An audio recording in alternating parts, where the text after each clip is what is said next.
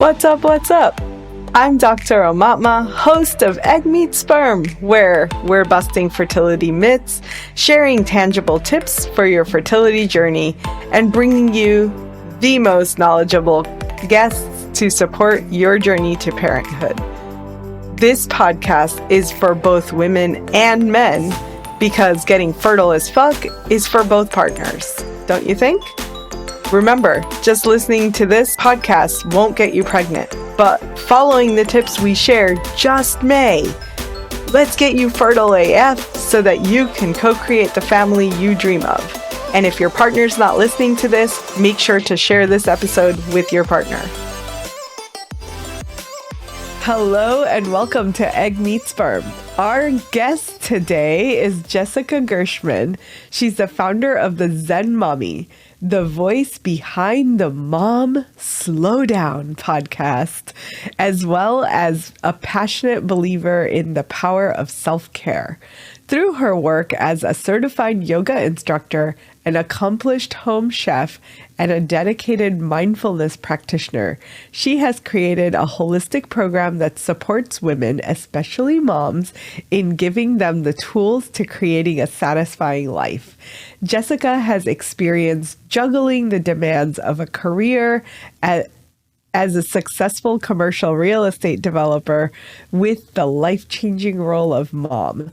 Through the work of the Zen Mommy, she shares her personal story of overcoming disordered eating, redefining her sense of self as a new mother, and finding ways to feed herself first as a foundation for a more joyful and less stressful life. Welcome, Jessica. So happy to have you here today. Yeah, thank you so much. I'm excited to have this conversation. We were already kind of chatting pre-show and just connecting on all kinds of things. So, yeah, I feel like it already feels like we relate on so many different levels, right? Like there's this level of natural and holistic and wanting to take care of our families in a holistic way, which for those of you listening in, we were talking about COVID life, as you know, whether it's COVID or whatever, as our families are sick and it's really hard to protect ourselves and make sure that we're taking care of ourselves while we're taking care of our child or whatever, our partners, etc. How do you prioritize yourself? yeah, that's like the $1 million question. And I love when like our kiddos are sick. It's the time that they want all of the like mouth kisses and just be up all in your face, you know? And it's interesting.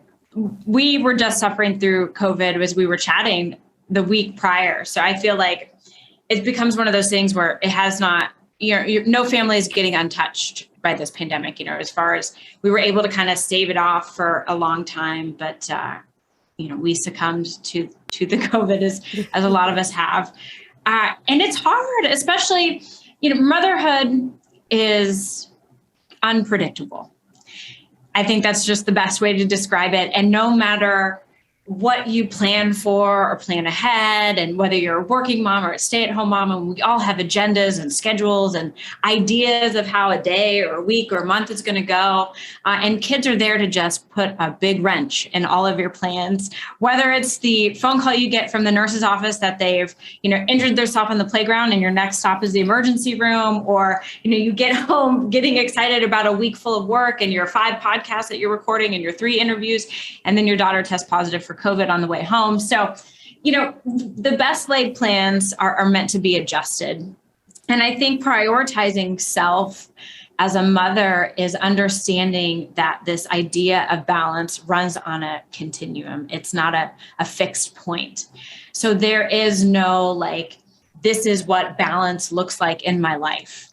And it's going to vary each and every day. And I like to take into consideration and recommend that to anyone listening, is that you look at this, the skills, the resources you have for that day. How much sleep did I get the night before, right? Do I have a newborn? Am I working through my own kind of insomnia issues? Where's my health? Where's my nutrition? These basic kind of human needs of good sleep, nutrition, movement, reduce stress, like where am I? And how does that affect what balance looks like, on an everyday basis? And then you get to kind of give yourself this gray area, this moving factor of like, success looks like a lot of different things, and success looks like being able to pivot. Success looks like giving myself permission to take a nap, to have to cancel and reschedule something if I need to, to be able to adjust and move. And so like in yoga, we call it like the flow state. And when you're riding the waves of life, like life is never flatline. It's always going to have ups and downs. But when you're riding the ups and downs, they're more like little molehills and not huge mountains or deep, caverns that you're having to overcome. But they're just like bumps in the road. You're not resisting against it. And I think that's where, having that grace, that space for balance to look like a lot of different things is going to set yourself up for so much success. Mm. Mm-hmm. Yeah, I feel like there's so much wisdom there. I find that a lot of the people that are our listeners struggling with fertility, and I often think of them as pre-moms because they're going to get into motherhood very soon. And in a way, we're already moms before we're moms, right? So this, like the phase of fertility where things may have really, you might have expected things to go on this track, and then they didn't go that way. And life threw kind of a curveball. And then even along the journey of fertility, it's like, oh, there's this up, you get some wins. And then there's the down of like, oh crap, my cycle's out of whack again. And then you get the up and the down and the up. And really like finding that grace and that softness and ability to flow in that roller coaster is challenging for so many of us, so yeah, I like love this wisdom that you shared in terms of how to do that. So I'm excited to talk to you more. So what you have this background in meditation and yoga and mindfulness. How much of those practices kind of weave into your daily life on this like roller coaster?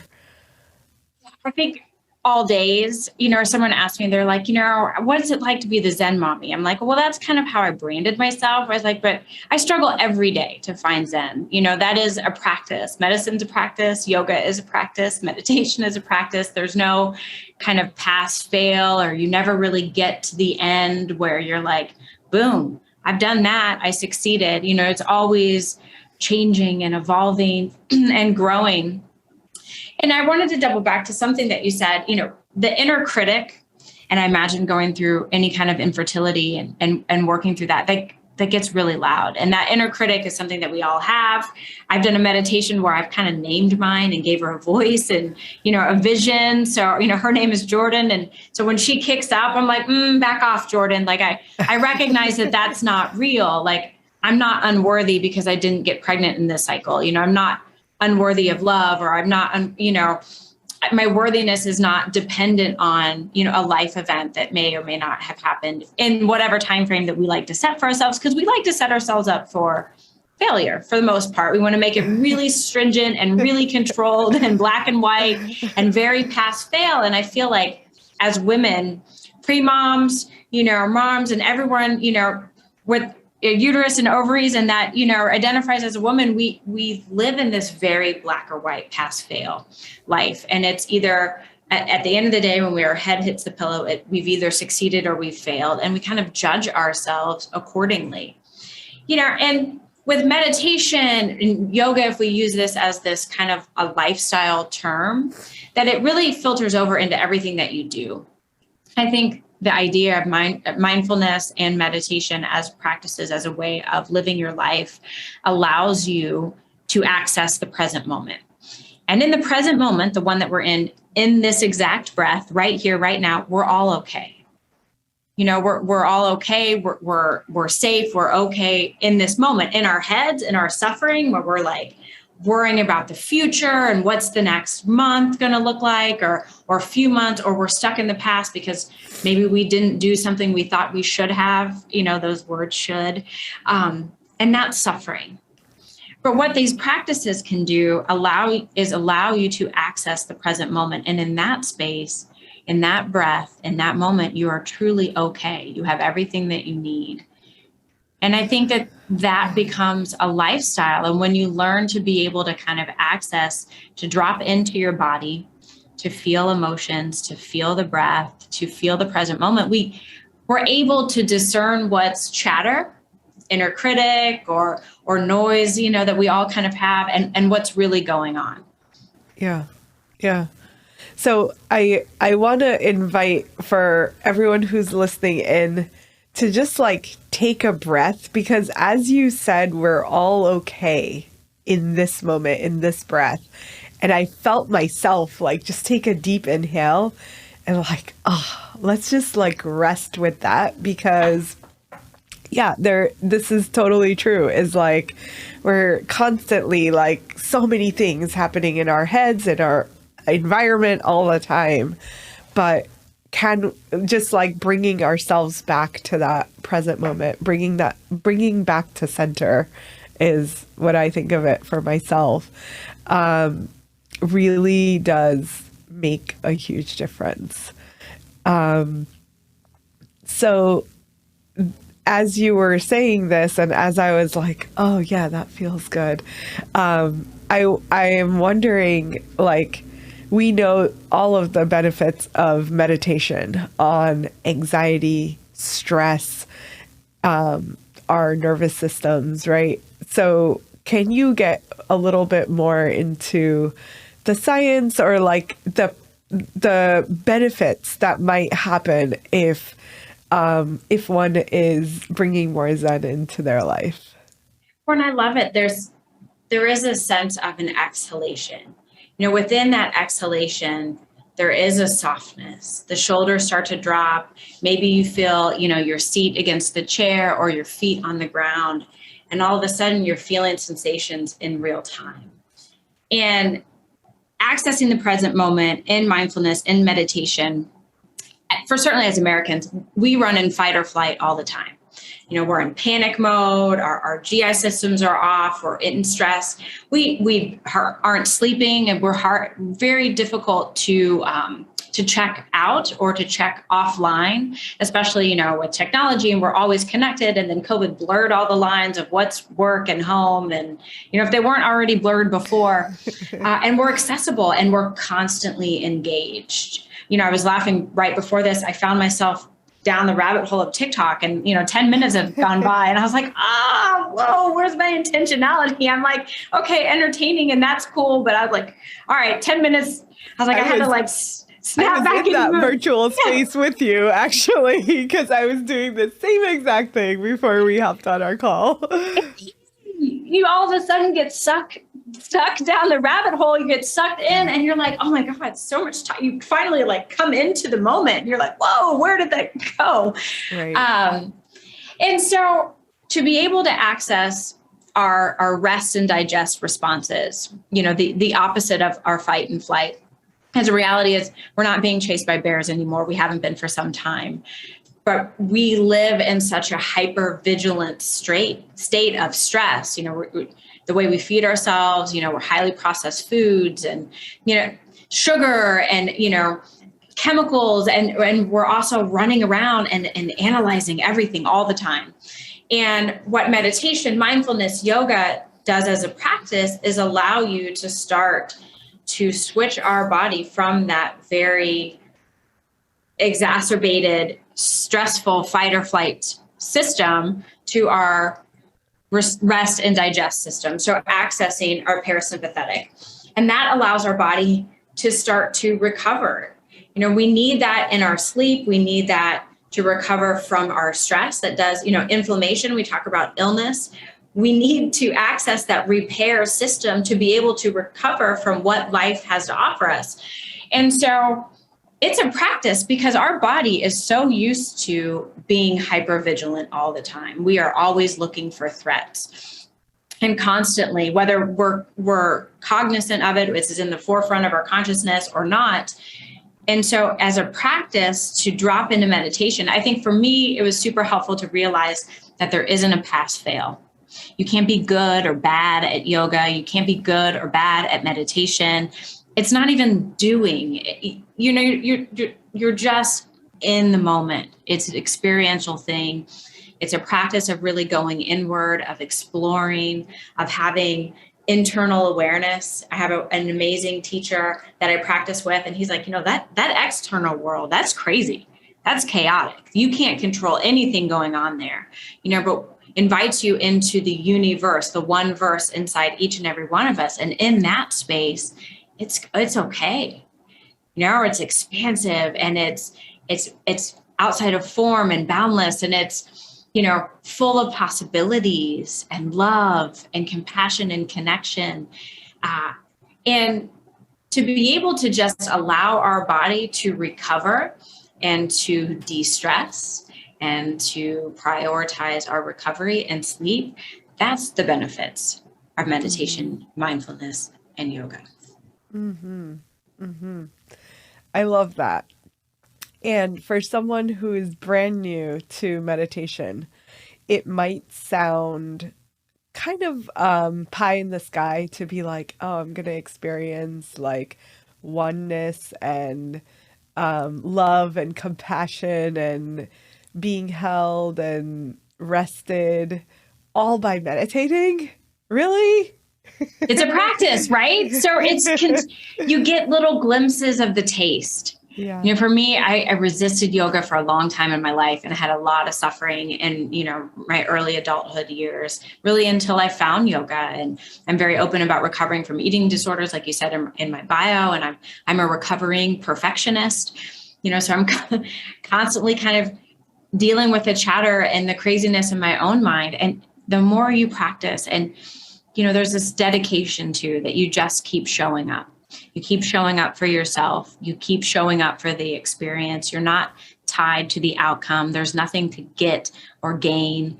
You're there for the experience, and you get a taste. You know, it's one of those where you just do it. You know, breath work, which is accessible to all. We're all living beings. We're all breathing. That is something that anyone could do right now in the present moment and start to work on de-stressing the body, work on switching that from our sympathetic to our parasympathetic nervous system, to work on in, you know, a few minutes of just, you know, focused breathing, you know, 2-to-1 inhales versus exhales, just really watching kind of some of that stress response melt away. Those are immediate responses. And I think for someone, you know, starting off, that's a great, because you get almost like a quick hit. You're like, okay, yeah, I feel a lot better in just a few minutes doing that, you know, and then you kind of add on, well, what does mindfulness in my daily life look like? And how can I eat mindfully so that my body can digest my food? How can I communicate and interrelate mindfully and be really present for the people that I love in my life? You know, and then you layer on maybe some movement and yoga and some gentle practices that feel really good to the body, that can be done at all levels and all ages, that allow us to move more freely. I mean, we're all just energy bodies, and energy gets stuck, you know, like gumming up a car. If you feel that when you feel stuck, you feel heavy and lethargic, and, you know, you felt what it's like to feel more free and fluid, you know, and then you layer on that meditation piece and you start to unravel what craziness is going on in your mind. Because doctor, my mind's crazy. You don't want to know what's going on in here, right? And I think anybody listening would be like, it's kind of wild in there. But we get to start to just notice. And then we layer all these practices on, and, you know, and it transfers over into everything you do in your life. Mm-hmm. Yeah, that's it. It sounds, sorry. It sounds amazing. Do you have, I think you're kind of suggesting like do little bite-sized pieces. You don't have to like go and do a 10-day meditation retreat tomorrow. But you can start with like little moments in your life. And as far as breath work, because I do think that breath is a way to move energy. It's like you're not necessarily moving your body, but you can move a lot of stuckness and a lot of qi, as Chinese medicine would call it, through the breath. So what types of breath work, or like how do we get started? How do we encourage if someone's out there listening that's like, oh yeah, that sounds cool, I want to do this. Yeah, can you help us get started? So in yoga, it's prana, right? It's life Yes, force. prana. And Yeah.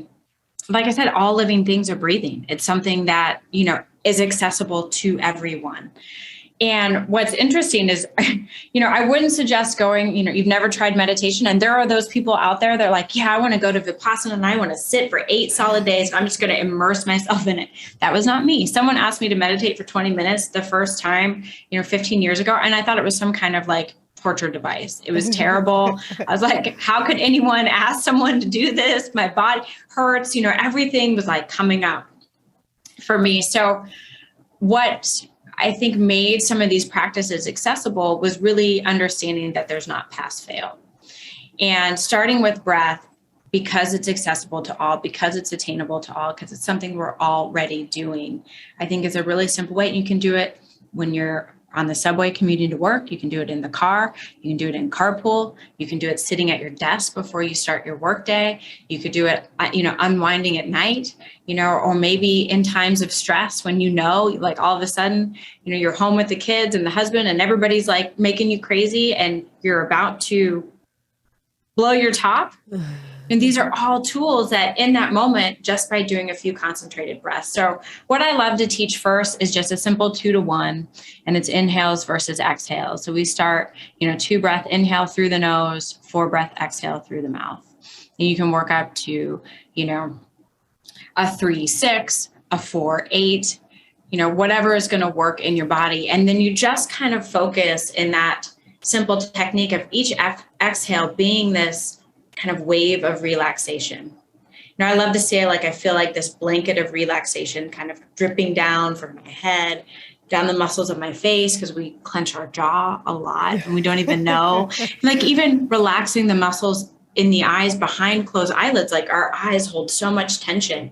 And that is the way that we take in the world around us, and then relaxing the pit of our throat, our voice, our truth, and down our shoulders, and focusing on the gut and the womb and the sex center, and just being able to relax that. And you notice as you start to put your attention where your attention goes, the energy flows, and you can feel maybe little tingling sensations in your body and all the way down your legs to your toes. And you notice there's this immediate gratification of like, I just put my attention somewhere. If I said right hand thumb right now, really focus on your right hand thumb without looking at it, you could feel it almost like light up. You're affecting change in your body. You're moving energy with just breath, brain, awareness, attention. And I think that's a simple one. And it gets in, you can do, there's really no limit. I love breathing in through the nose and out through the mouth as far as a way to de-stress and kind of come down. In yoga, I try to instruct, a nasal only breathing. And that helps to like clear energy, we're moving energy through the nose. Another really simple technique is square breath, which I love. So it adds on a little bit of complexity, but imagine drawing a square 4 equal sides in your mind. So you would inhale for 4 counts, you'd hold the breath for 4 counts, you'd exhale for 4 counts, and then you'd sustain the breath out for 4 counts.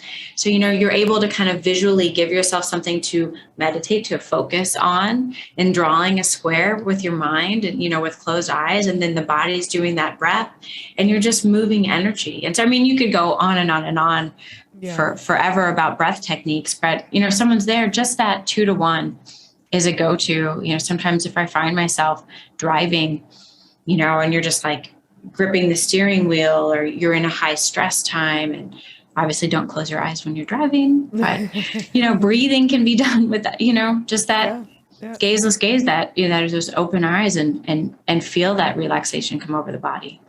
Yeah. Sounds amazing. I was laughing because I went to my first Vipassana at 20 and did not know what I was getting into. You were one of those then, right? I was one of those. Yeah. I'm like, dive into the deep end. Yep. Let's go. But it is, I think that retreats and things like that are great. But it even if you can go and sit for 10 days, it's really like, how does that weave back into your life on a day-to-day basis, right? And I think that some of these tools that you just shared are really easy to integrate in day-to-day life. They don't have to be like you have to like go and retreat somewhere and take off time from work and all of the things. So yeah, I think it is this like practice of, can we weave it into moments that we could really benefit from, that is going to make small shifts towards having more presence and less stress in day-to-day life.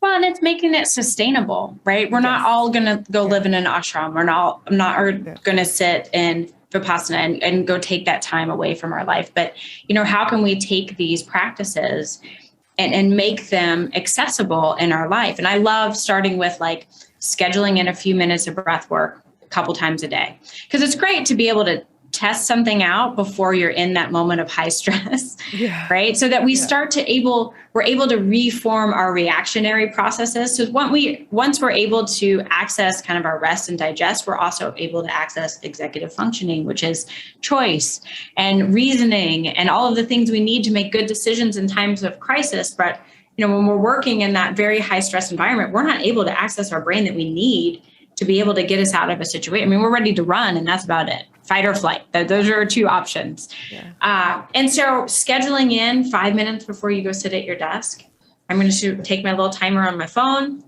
and I'm just going to work on that breath technique. And so I can feel what that feels like. And again, like riding a bike, anything we do more, first time you go to a workout class or you've tried something, again, we're trying these things on. The more we come back to it, meditation, breath work, mindfulness, yoga, the body remembers. We're like, oh yeah, okay, I liked this thing that you did these last few days. I felt better. And, I laugh in my studio. I'm like, no one at the end of a yoga class says, I wish I hadn't done that. Beginning, all kinds of apprehension, driving there, you don't want to go to the class, starting something new, you don't want to be, but at the end, your body's like, yeah, do more of that. That's the good stuff. I love that, and so you get these little tastes and then you can access those resources when you are in times of stress or when you really need to be able to, down regulate a situation. Yeah, absolutely. I think there's just so much wisdom in this approach of weave it into daily life, put it on your calendar. How long do you think it takes before you think of using breath or closing our eyes for 5 minutes to meditate? Like, how many days do you think of a practice would it take to kind of like have that be our go-to, right? Where like we might sit and say, oh yeah, that felt good, I should do more of it. But then the next day happens and you're like, oh shit, I got so many deadlines. I can't take 2 minutes to slow down and breathe. So how long before our body just like craves that more than our deadlines and the things that life is throwing? Man, and it's so individualized. I think a lot of it comes to intentionality. If you're coming into something saying, I'm going to try this one time, and even though I felt really good, I don't know if I'm going to make that a priority, versus someone who's saying, I'm making myself a priority. And I'm going to choose that in every moment, and nobody really likes it when I say this, but we always have a choice. We don't sometimes like the options you're given, but there is choice.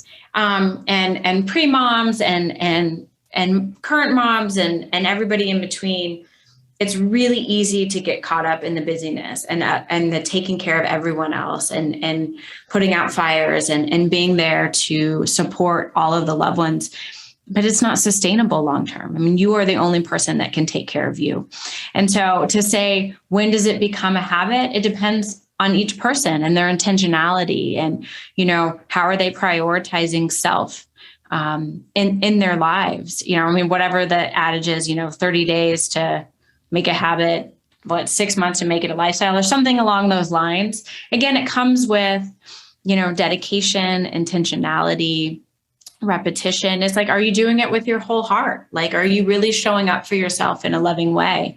I think what's so profound about these practices is that you do feel immediate benefits. There's everything in your body saying, yes, yes, yes, do that again. And it's just being able to continue to show up for yourself each and every day. And, there are definite times, like when I need meditation the most is when I don't want to do it, and I'm super high stress. Yeah. And I'd rather just reach for the glass of wine and, zone out on TikTok for, whatever many minutes, however many minutes I got stuck down that rabbit hole. But we resist the things that we need the most. In yoga, they say the poses that you avoid are the ones that your body needs the most. Because those are usually the ones you don't like because they're hard and challenging. And meditation was the last practice that I put in my life because it was the one that I needed the most. But that was hard. I'm a perfectionist. I'm type A. I'm driven. I'm go, go, go. That's all I ever knew to be. I was raised by a single mom. I was just like, I knew how to work really, really hard. And, I got to a point in my life where my body said, no, thank you. You're in full adrenal fatigue. You're high stress. You're not sleeping. You're depressed, and it was having to choose something different. I would highly suggest maybe not getting to that point because the body usually tells you somewhere along the way and we choose not to listen. The mind usually tells us. But again, it's intentionality. Like, do you want to offer yourself grace and forgiveness in these moments? Do you want to give yourself the time and space to grieve fully or to be present and experience joy? Or, we continue to choose stress time and time again. It's not really working out so well. Yeah, absolutely. I think, especially for so many of the women struggling with fertility, men and women, I should say, it's not just women, to let go is a challenge, right? To not feel like, oh, I have to control every single thing.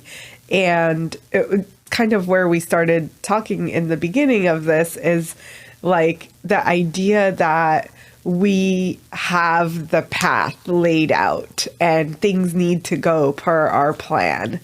And oftentimes fertility struggles are never the plan, right? Like that is always the plan gone wrong.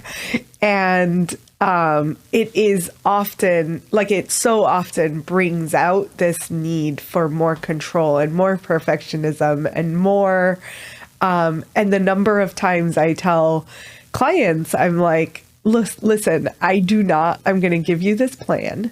It's super intense. I do not expect you to do 100%. Please don't. Like, do not try to be perfect about this plan. The goal is for you to do 85, 90%. Like, and you may have days where you just totally did not do any of it, and that's okay. So really like reframing and putting into this way of being of like, how do I come back? How do I keep coming back to what feels good. My body is telling me that, yes, breathing is a good idea. And just like what you did with the breath and like moving it all the way down through the body. Relax the pelvis, right? I tell my people all the time, relax your pelvis. Because if you're clenching your jaw, that you're doing the very same thing to your pelvis. It's like holding on for dear life. And that is going to create struggles with getting pregnant. So really like weaving these things in, I just see so much benefit to for those of the couples that are out there that are struggling, like getting ourselves to slow down and just take a few minutes. It doesn't have to be an hour. It doesn't have to be a full 10-day retreat, but it can be little snippets of like, oh, I did 5 minutes here, I did a minute there, and you're just like, yeah, keep showing up, like keep showing up, make it part of your life. And it just time and time again, and that's what I love about, because I lived very pass fail. I was either good or bad, and to just keep showing up, it disregards all of that. You just keep showing up. You just keep putting one foot in front of the other. I say to my kids all the time, the sun rises whether you see it or not. Each and every day, life is going on whether you participate it and not. We think because it makes us feel comfy and our ego feel comfy that we have some control over everything that's going on in the external world. We don't. We don't have control over when our bodies say it's time to get pregnant. We don't, or not. We don't have control over really anything in the outside world. Breath, we can control that. We can choose that.